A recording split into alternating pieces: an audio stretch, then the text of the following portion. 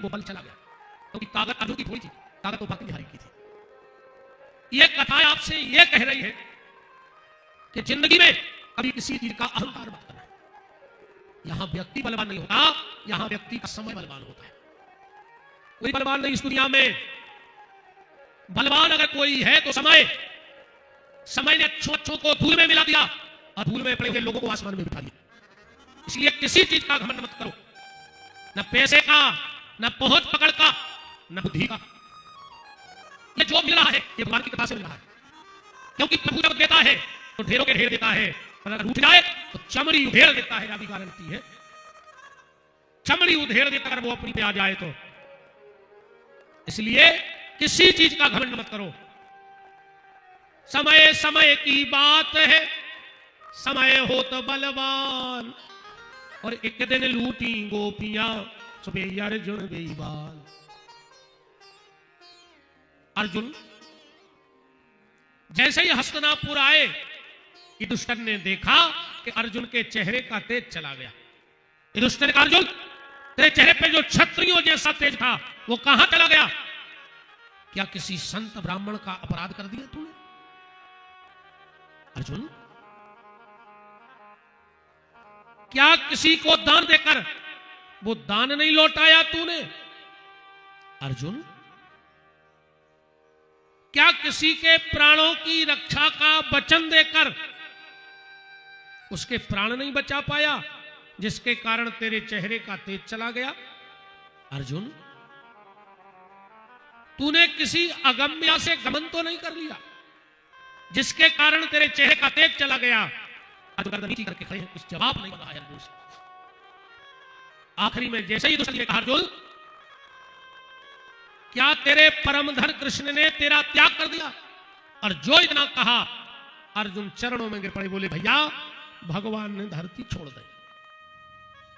और इतने शब्द जब माता कुंती के कानों में पड़े कि भगवान ने धरती छोड़ दी, धन्य है माता कुंती, एक मिनट नहीं लगा और कुंती ने प्राण छोड़ दिए।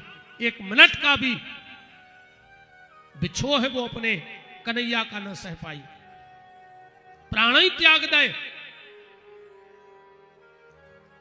युधिष्ठिर ने कहा, अर्जुन जब हमारे परम धन कृष्ण ही हमारे नहीं यहां रहे तो अब हम रह के क्या करेंगे? 14 साल की अवस्था में राजा परीक्षित का विवाह हो गया था इरावती के साथ। 14 साल की अवस्था में परीक्षित को तिलक कर दिया।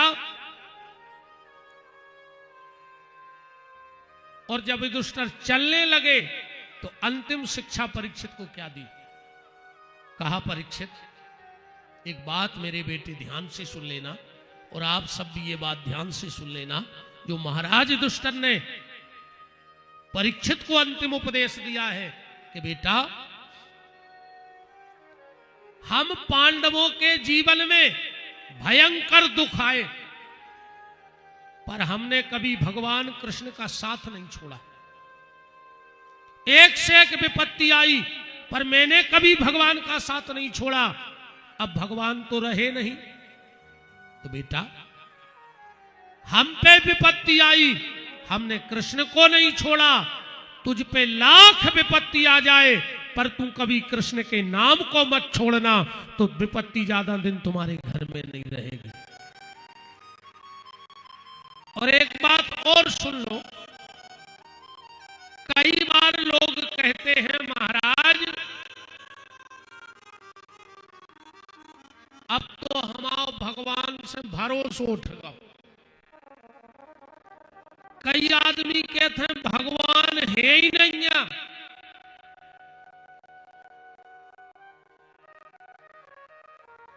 जो ये कह रहा है कि भगवान है ही नहीं है,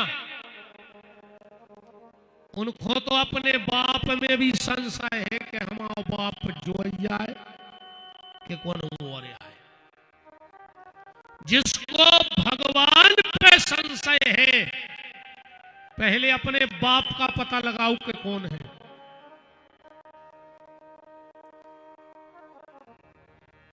क्योंकि भगवान भरोसा है। और जिसको भरोसा है उसका भगवान है, और जिसको भरोसा नहीं है उसका कोई नहीं है।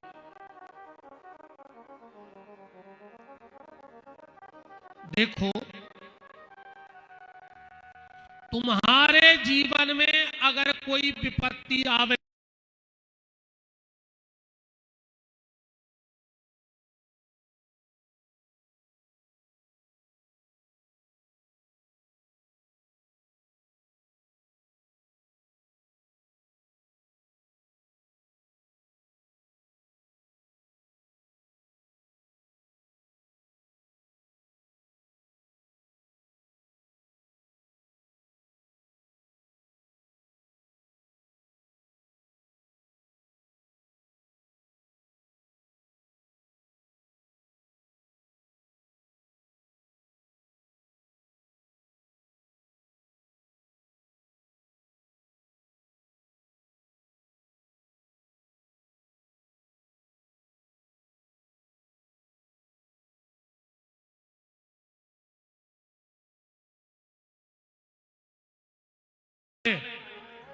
और अगर चली जावे, बहुत ध्यान से सुनियो जब बात,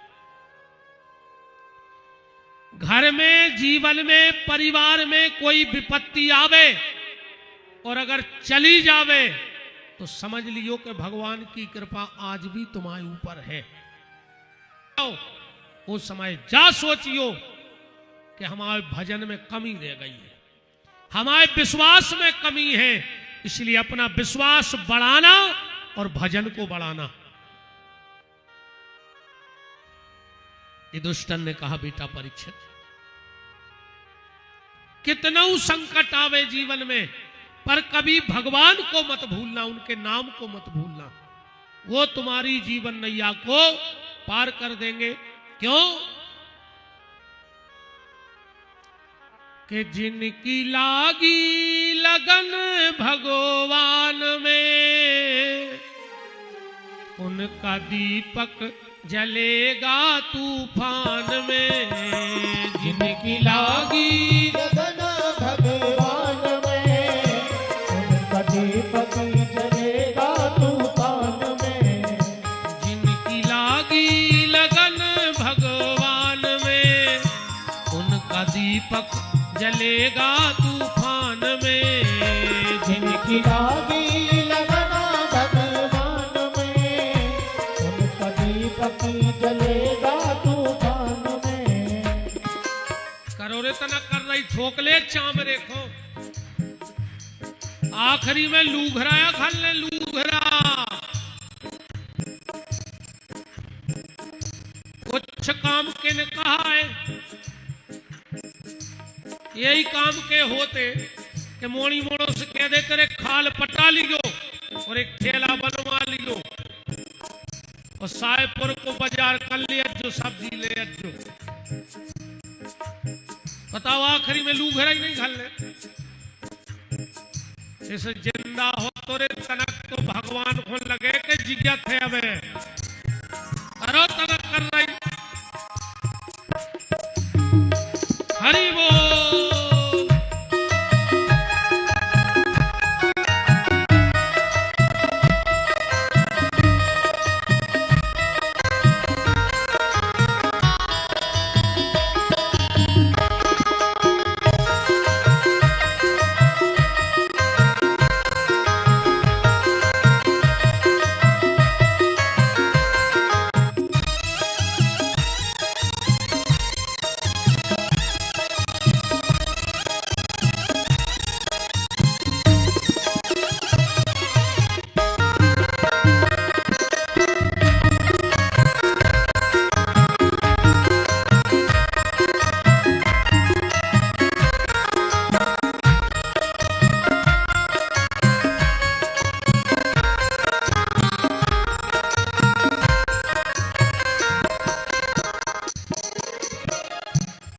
दुनिया में कौन बनावे, सबके बिगड़े काम रे। सबके बिगड़े काम रे, सबके बिगड़े बोलो सोई दद्दा हरो। पहले एक बंदूक चलती जे बैठे गोवर साहब, चलती गोबर बारी चलती, अच्छी नाल में राड से गोबर धांस दे। कहा भाई अध्यक्ष जी देखिए तुमने है दो अच्छी राड से गोबर धांस दे और ऊपर तन्नक सी टोपी सी लगती पीछे, और वह बीच सायपुर में चटका दे घोड़ा तो पूरे सायपुर में पता रहे तो कि बंदूक चल गई। बाप बंदूक गोबर खा के बोल रही, तुमोरे तोरे रोटी खा खा के आए हुई जो, फिर भी तुम्हारे मुंह में से नहीं निकल रहा भजन। तो बंदूक से गए गुजरे हो का, इस दुनिया में कौन बनावे सबके बिगड़े काम रे, सबके बिगड़े काम रे, सबके बिगड़े काम रे। अनहोनी को होनी कर दे ऐसा प्रभु का नाम रे, ऐसा प्रभु का नाम रे, ऐसा प्रभु का नाम रे। जिनकी लागी लागी लागी लागी लागी, जिनकी लागी लगन भगवान में, उनका दीपक जलेगा तूफान में। जिनकी लागे लगना भगवान में, दीपक जलेगा तूफान में। हरि वो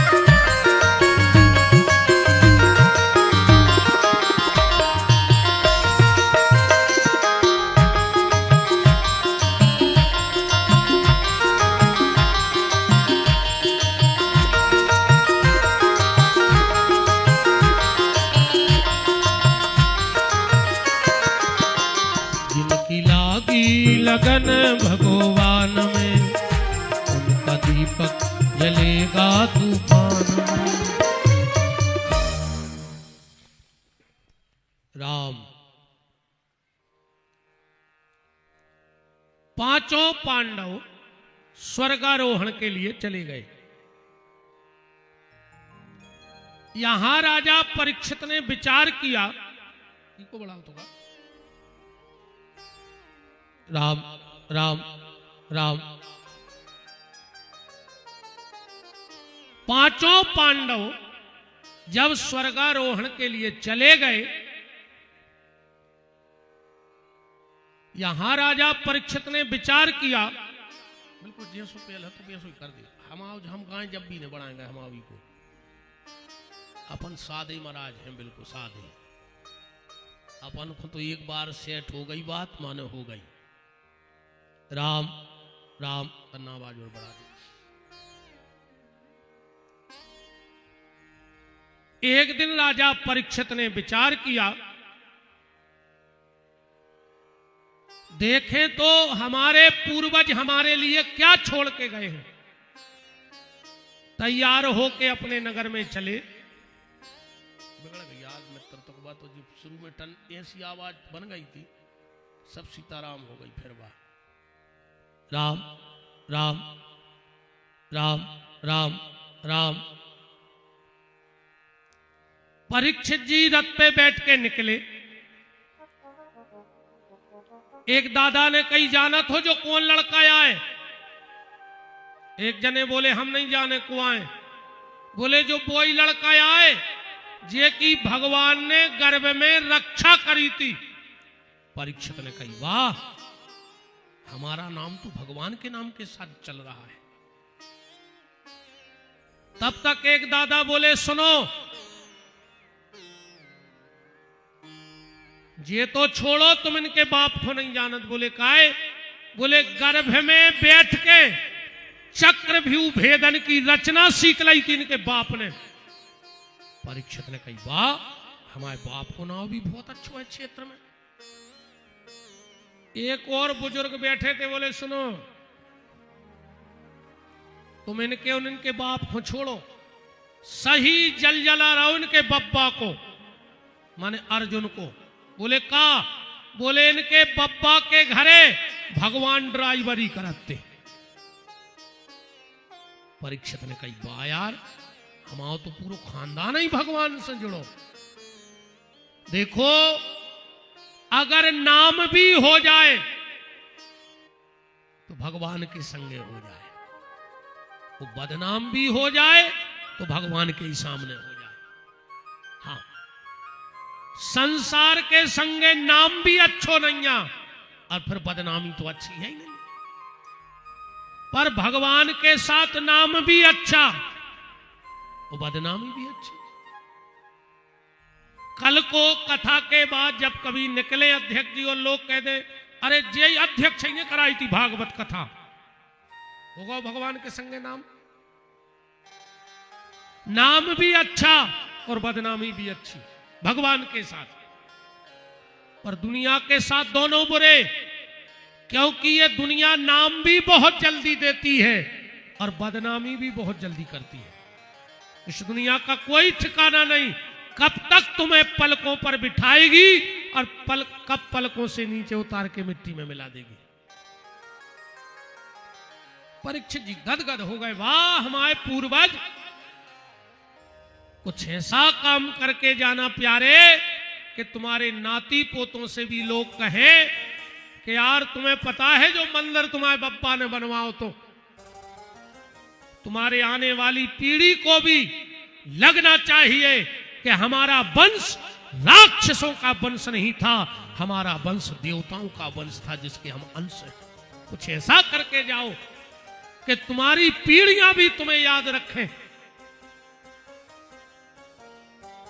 तो नाम और बदनाम दोनों भगवान के साथ हो। बड़ा ही मंगलमय प्रसंग है और समय है। मुद मंगलमय संत समाजू, जो जग जंगम तीरथ राजू। परम श्रद्धे पूज्य महंत श्री 108 श्री दद्दाजी सौजनाबार धाम से आपका पावन पदार्पण इस मंगलमय सभा में हो रहा है। हमारा बहुत बहुत प्रणाम है, दंडवत है, नमन है चरणों में। बोलो पूज्य संत भगवान की जय हो।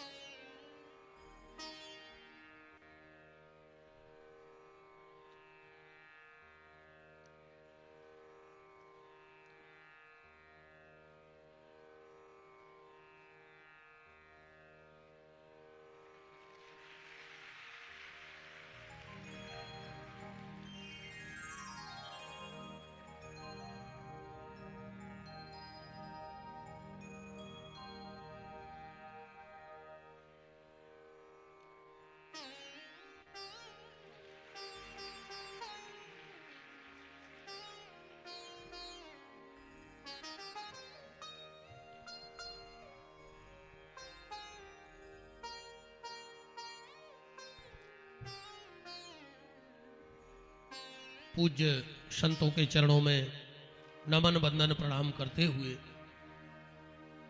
और कथा में हम लोग आगे प्रवेश करते हैं। समय का चक्र चला। राजा परीक्षित 45 वर्ष के हो गए। राजा परीक्षित 45 साल के हो गए। एक दिन परीक्षित जी गए आखेट के लिए, शिकार के लिए। तो क्या देखते हैं कि एक गाय और एक बैल आपस में दोनों बात कर रहे हैं और गाय एक पांव पे खड़ी है। गाय के 3 पांव नहीं है। ये गाय कौन है? ये गाय है पृथ्वी, और बैल है धर्म। धर्म एक पांव पे खड़ा है, क्योंकि धर्म के 4 पांव थे, सत्य, दया, दान और शौच। शौच माने पवित्रता। पर एक बार धर्म ने पद्मावती की परीक्षा लेने का दुस्साहस किया। राजा अरण्य की बिटिया पद्मावती एक बार नदी में स्नान कर रही थी। उसी समय पिप्पलाद नाम के महात्मा ने जब पद्मावती को देखा तो राजा अरण्य के दरबार में चले गए और राजा अरण्य से कहा कि अरण्य, मुझे तुम्हारी ये बेटी विवाह के लिए चाहिए। राजा अरण्य ने कहा, महाराज तुम कहां 2-400 साल की उम्र और हमारी बिटिया 10-12 साल की। पिप्पलाद ने कहा, अरण्य अगर तूने अपनी बेटी मुझे ना दी तो मैं तप बल से तेरे राज्य को नष्ट कर दूंगा। बिटिया पद्मावती ने कहा, मां पिताजी सहर्ष मेरी शादी इस महात्मा से कर दीजिए, मैं इनको पति मानने को तैयार हूं। पद्मावती की शादी हो गई। एक दिन पद्मावती जल भरने गई पुष्पभद्र नाम की नदी के किनारे। उसी समय धर्मराज भेष बदल करके और पद्मावती की परीक्षा लेने गया धर्म, और जाकर के कहा कि पद्मा, तू उस बूढ़े साधु के चक्कर में फंसी है, मुझसे विवाह कर ले, तेरा जीवन धन्य हो जाएगा। पद्मावती ने हाथ में लिया जल और कहा, रे दुष्ट। धर्म अपने रूप में आ गए, बोले माता हम तो परीक्षा लेने आए थे। पद्मावती ने कही, तुम्हारी इतनी दम कैसे हो गई कि तुम पतिव्रता नारी की परीक्षा लेने आ जाओ? जाओ, तुम्हारे 4 पैर हैं, सत्य, दया, दान और सोच। मैं तुम्हें श्राप देती हूं, तेरे 3 पैर इसी समय टूट जाएं, खाली दान का पैर बचे बस। कलयुग में धर्म सिर्फ एक पांव पे खड़ा है, जिसका नाम है दान। ना कलयुग में दया बची आदमी के पास, ना कलयुग में पवित्रता बची आदमी के पास। बोलो, है पवित्रता किसी के घर में आज? 3 चीजों को हमें पर्दे में रखना था और 3 ही चीजें रोड पे आ गई। ईमानदारी बताना, ये 3 चीजें पर्दा में होने थी। सबसे पहले भजन पर्दा में होने तो भजन आ गए रोडों पे। आदमी मंदिर जाते भगवान को नहीं देखा, भगवान को पीट करके सेल्फी लेके फेसबुक पे डालत है। भगवान भी कहते पापी, पीठ हमारी तरफ करके सेल्फी ले रहे। अब सेल्फी ले तो भगवान तो तरफ तो पीठ हो ही गई। आज ज्यादातर भजन प्रदर्शन बन गया है। दूसरा भोजन पर्दा में होने तो सुबह बफर में आ गो, जूता पैर के खा रहा हो आदमी, खा रहा हो कि नहीं खा रहा हो, जूठो मीठो खा रहा हो। आजकल तो 13 में बफर होने लगे। हम एक 13वीं में गए थे, वहां भी बफर सिस्टम था। हम तो कहूं खाता ही नहीं है, भगवान बचाए। हम तो बस भर बिना चिनार के तो पानी नहीं पियो चाहे। हम तो दिन भर प्यासे फिरत रहे, मन पानी उतई पिए जहां भरोसा हो जाए कि हाँ ये तो है पानी पीवे लाया। हम तो चाहे दिन भर कलयुग हूं। परीक्षित ने कहा, निकल जा मेरे राज्य से, तेरी इतनी औकात कि मेरे राज्य में आ गया। परीक्षित ने कहा तो कलयुग बोलो कि सरकार के 7 दीप 9 खंड में उदय अस्तलो राज, 7 दीप 9 खंड में आपका राज्य है, मैं कहां चला जाऊं, कहां चला जाऊं बताओ।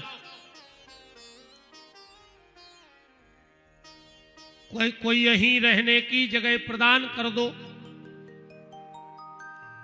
परीक्षित ने कहा जाओ हम तुम्हें 4 जगह रहने की जगह देते हैं।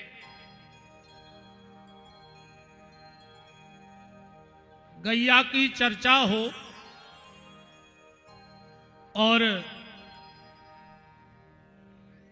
परम गौ भक्त, परम सनातन के रक्षक, गरीबों के शुभ चिंतक और आप सबके हृदय की पवित्र सिंहासन पर जो नाम लिखा है,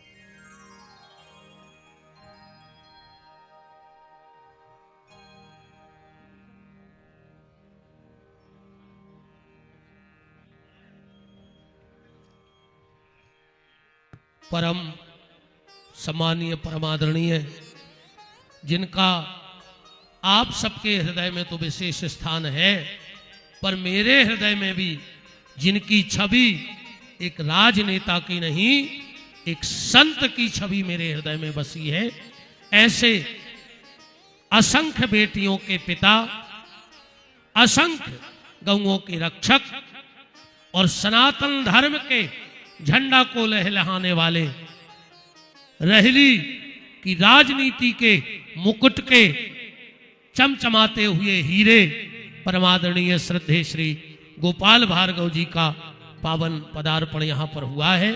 मैं बहुत बहुत हृदय की अनंत गहराइयों से आपका मान करता हूं, आपके ही परिवार में।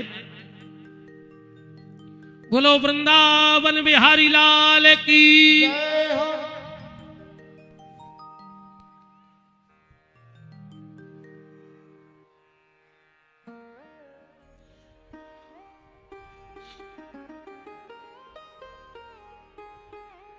श्री सीतानाथ भगवान की जय हो। बहुत बहुत मान है। और जब मैं यहां आया था भैया, तो मीडिया वालों ने हमसे पूछा था कि मेरी नजर में भार्गव जी का क्या स्थान है। यही किसी ने पूछा था कि महाराज जी आपकी नजर में भार्गव जी का क्या स्थान है। हमने कहा मेरी नजर में बस वही स्थान है जो गैयों के बीच में गोपाल का स्थान है।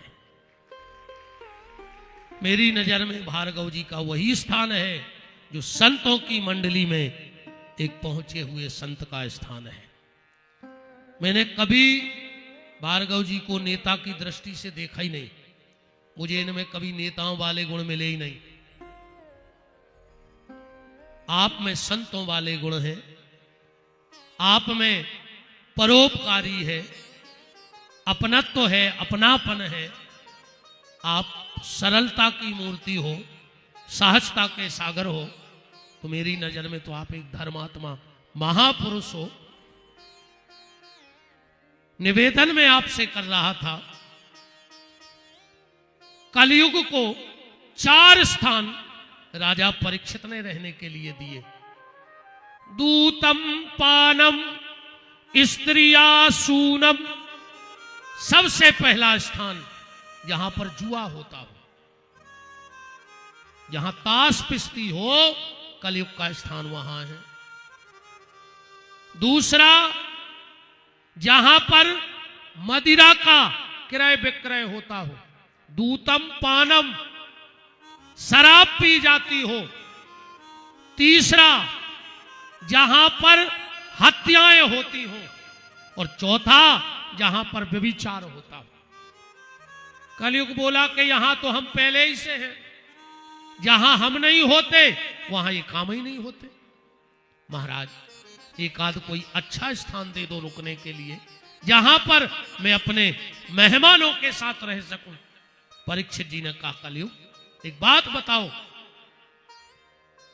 तुम्हारे भीतर गुण कितने हैं और अवगुण कितने हैं, उसके बाद हम तुम्हें स्थान देंगे। कलयुग बोलो कि महाराज अवगुणों के तो कहा है हम थोक व्यापारी, इतने अवगुण हैं हम में कि अगर तुम गिनवे बैठ जाओ तो तुम मार जाओ, और हम गिनवावे बैठ जाए तो हम मार जाए, पर गुण हम में सिर्फ एक है। परीक्षित ने कहा क्या? और कलयुग अपना गुण बता रहा है एक, के गोकोटि दानम ग्रहणे सुकाशी प्रयाग गंगा युतकल्प बासा गोविंद नामना न कदाचि तुल्यम। ये फैसला हो रहा है अच्छाई का और बुराई का। विशेष ध्यान से बात को सुनना। अब एक बात बताना, आप लोग अपन एक अच्छाई और बुराई को एक शोध करिए। यहां कितने लोगों को पता है कि राम जी का जन्म कब हुआ? कितने लोगों को पता है राम जी का जन्म कब का है? रामनवमी का। सबको पता है कि नहीं है? रामायण में लिखा है नवमी तिथि मधुमास पुनीता शुक्ल पक्ष अभिजित हरि प्रीता। तो लगभग पूरी दुनिया को पता है कि राम जी का जन्म रामनवमी का है। अच्छा, राम जी गए कौन दिन? जो कौन को पता है? एक आदमी हाथ उठा के बता दो कि हमें पता है कि फलानी तारीख में राम जी जब दुनिया छोड़ के गए। बहुत गहराई से पकड़ियो बुराई और अच्छाई को भेद। पूरी दुनिया को पता है कि राम जी रामनवमी को आए, पर आज तक किसी को पता नहीं है कि राम जी गए किस दिन। अब दूसरी बात देख लो, रावण किस दिन मरा? दशहरे को। पूरी दुनिया को पता है, पर रावण का जन्मदिन कब का है कोई बता दे तो चैलेंज है खुला बिल्कुल। एक आदमी हाथ उठा के बता दो कि रावण को जन्म फला दिना, फला तिथि और फला महीना में हुआ। आदमी आजकल एक और के सब कछु नेट पे है, तो हम तुम्हें छुट्टी दे रहे, तुम नेट पे सर्च कर लो, हमारी ये दो ही बातें मिल जाए तो। नेट के बाप को छुट्टी है। नेट बता देवे कि रावण को जन्म कबे है और राम जी गए कौन देना। ये नेट पे भी नहीं है। और जब बात हमें भी पता नहीं है ना भाई, हम उतरे सो हमारी जान खान लगो कि महाराज जा तो बता ही दे, हमें भी पता नहीं है। पर जो बात हम आपसे कहना चाहते हैं वो ध्यान से सुनना। राम जी हैं अच्छाई, इसीलिए सबको राम जी के आने का पता है, पर जाने का किसी को पता नहीं है।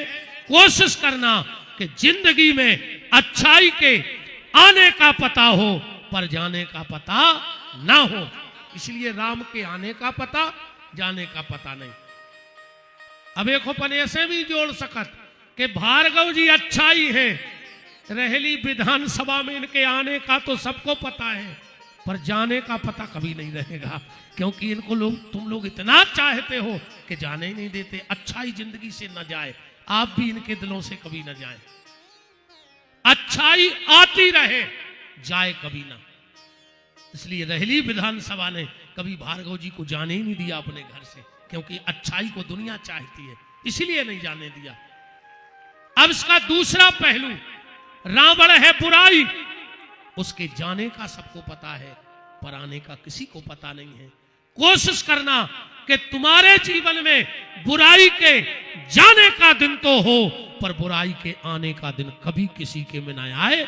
इसलिए आज तक किसी को पता नहीं है कि रावण कब आया, और कभी पता भी मत लगाना कि बुराई तुम्हारे जीवन में कब आवे।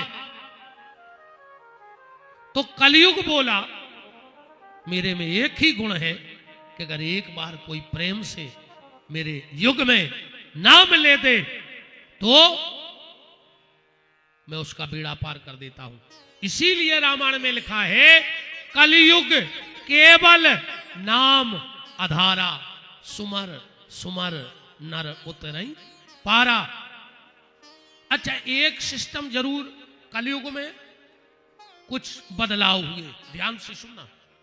सतयुग में जो रहने का सिस्टम था वो अलग अलग था। राक्षस अलग लोक में रहते, देवता अलग लोक में रहते। कबहू कबार लड़ाई होती, रोज लड़ाई नहीं होती देवताओं दानवों की, क्योंकि लोग ही अलग अलग आते। जब रोज मिलने ही नहीं है तो लड़ाई को सवाल ही नहीं है। फिर आया त्रेता, तना ढील आ गई सिस्टम में। एक ही युग में दो ही जने रहने लगे एक ही लोक में। उसी लोक में राम का जन्म हो गया और उसी लोक में रावण का जन्म हो गया। एक ही लोक में दो ही आकर रहने लगे। फिर त्रेता में और ढील पड़ गई, एक ही घर में दो ही पैदा हो गए। वही घर में दुष्टर और वही घर में दुर्योधन। होगा कि नहीं होगा? और कलयुग में और ढील आ गई।